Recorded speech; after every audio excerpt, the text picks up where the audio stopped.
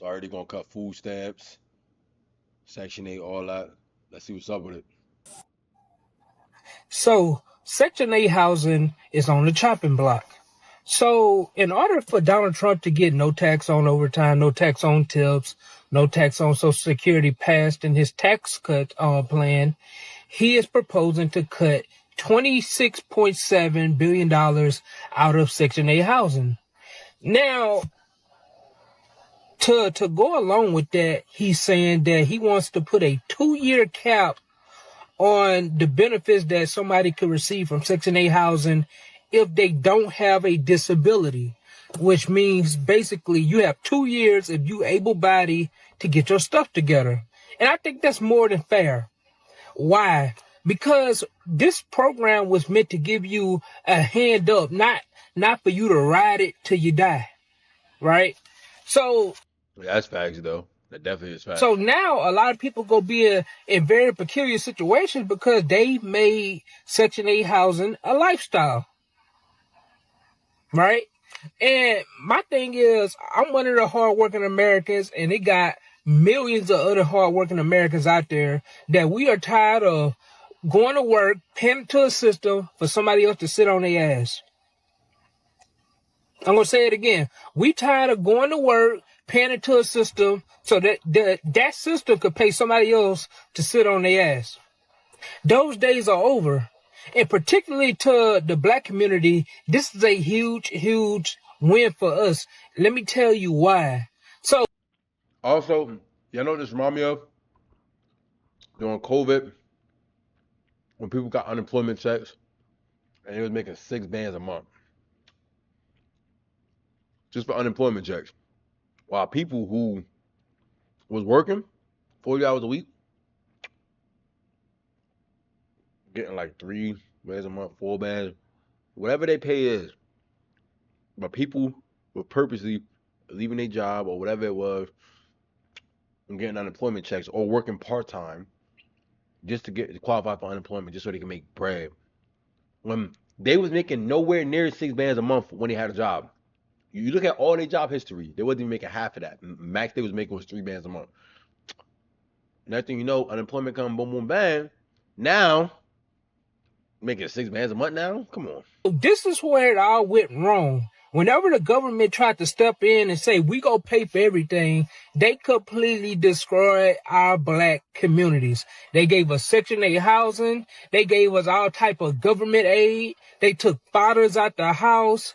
They built all our schools and stuff in the communities around Section 8. And now we don't pay no taxes to get stuff up for the upkeep of schools or anything in our communities. Now they look bad.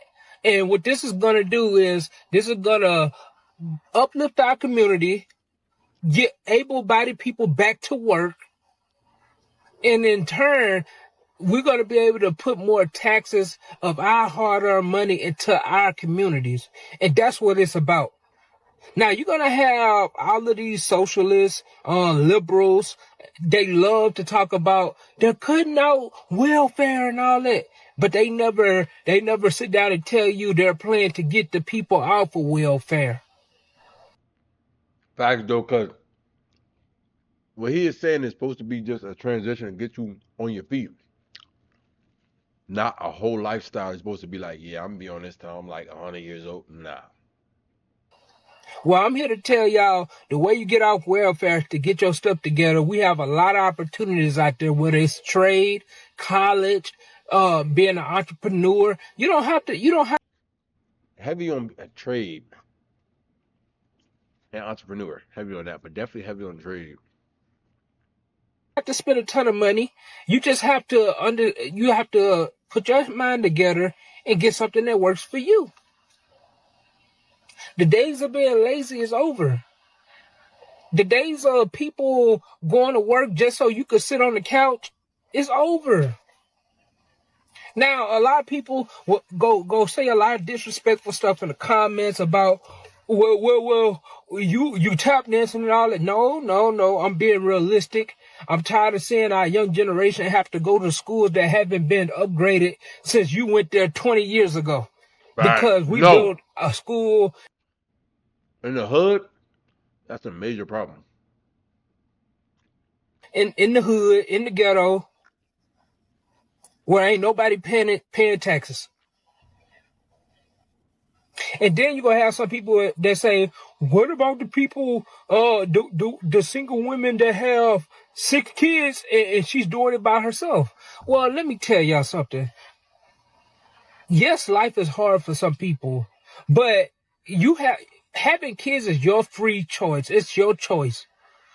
Whenever you go to the store with $100, do you go up in there and say, I'm going to spend $200 worth for groceries? No, you do not.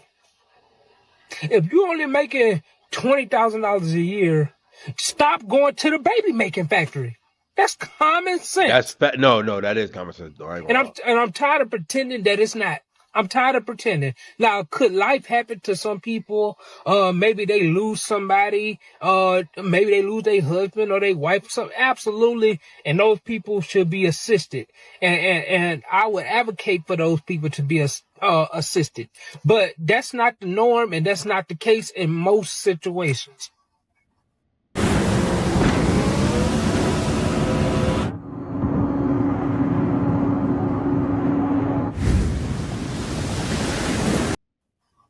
And also, I would also advocate that older people that are on Section 8 houses continue to be on Section 8 housing, only because it's not their fault that the system allowed them to retire in the situations that they're in.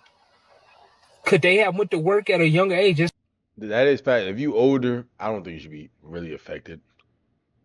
God willing, you not. Yeah, you really shouldn't be affected by it because that's unfair. Now you 80 years old, and because you wasn't working and saving up your money 40 years ago, you gotta be kicked out. That's insane. They could, but let's just be real. After some people after retirement, working just not an option. You get what I'm saying? So it might be too late for some people. So I would advocate for them to put a limit, like a limit, say like 65 years old. If you already on Section 8 housing, you kind of grandfathered in, continue it. I would support that, but going forward, that won't happen. You know, but overall, I think this is gonna be a huge win. Like I said, I'm pushing for Trump's tax cuts because no tax on overtime, no tax on tips, no tax on Social Security is all stuff that'll benefit everybody, including the black No community. tax on overtime. I don't even work a job. I'm saying it like I actually work a job. I'm bugging. Whatever. But no tax on overtime for anybody working a job. Yeah, y'all better put them hours in, gang. You better put them hours in. 60 hours a week, gangster. Which we need that so that we could get a leg up. I hope they continue to drive down inflation because we need that. We need our wages to outpace inflation, and we needed to do it for a substantial period of time. So, you know, I 100% support Donald Trump when it comes to these cuts to Section 8 housing. With Trump making all these cuts, I told my cousin the other day, I said, yo, watch how friendly these females gonna start being toward men again. That is hilarious. Watch how friendly these women start being to men again. It's crazy. That's hilarious. Because basically, what Trump did was basically take EBT, your child ain't 6 and under, you ain't getting no food stamps.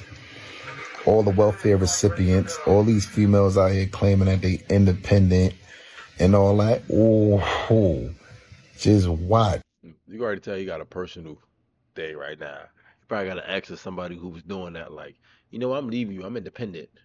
Give it 6 months to a year. And I'm not talking about the actual females who really independent, who really get off their butt and really go work and really go pay their bills and do what they supposed to do. I'm not talking about them. I'm talking about the welfare recipients relying on government assistance and all that, talking about they independent. Watch, men, how everything changed in 6 months to a year, because now they're going to need help. You know, these welfare recipients can't pay them bills. They not even responsible enough to pay their bills. They bills backed up.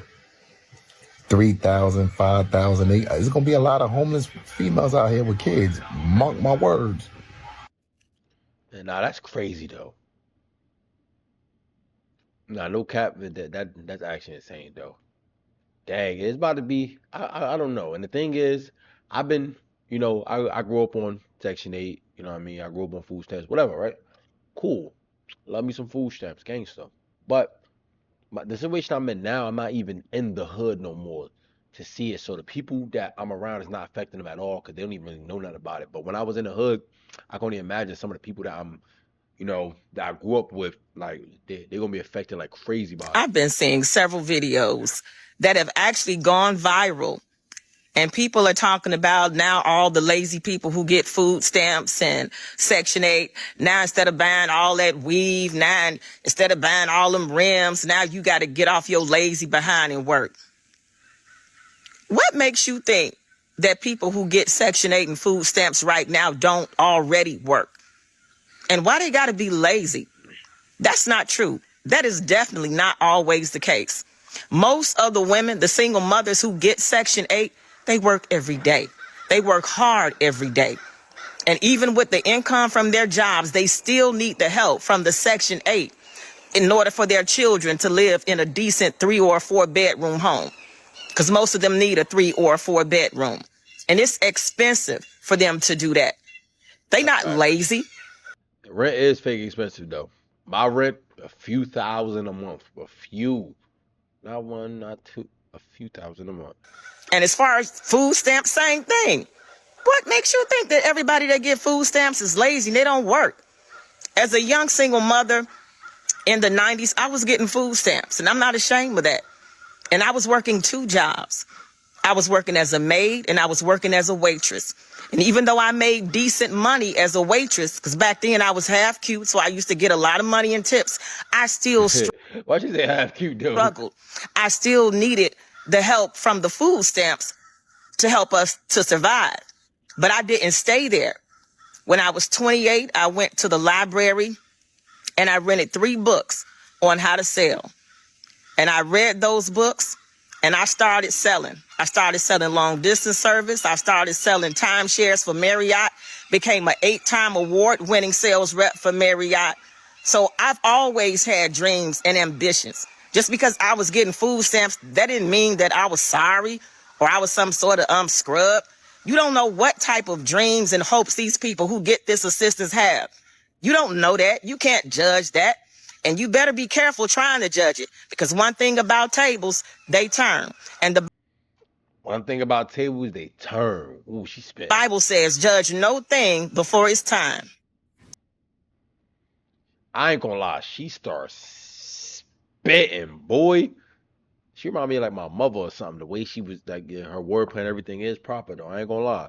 It's not. I feel like the main takeaway from these is not that it's both ways. One, if you are using Section 8 or food stamps as something that you're going to try to have your end game be for the next 20, 30 years, and you just don't want to work because you're trying to finesse the system, then you should get up and go to work. But if you're already at work and you're doing whatever, you're trying to make money and you just need a little more assistance from Section 8, I feel like there should be interviews and things like that discussing your situation, showing your finances, showing this, showing how much blah blah blah is, just for them to see if you qualify for it for real. Because I don't think everybody should be off of it.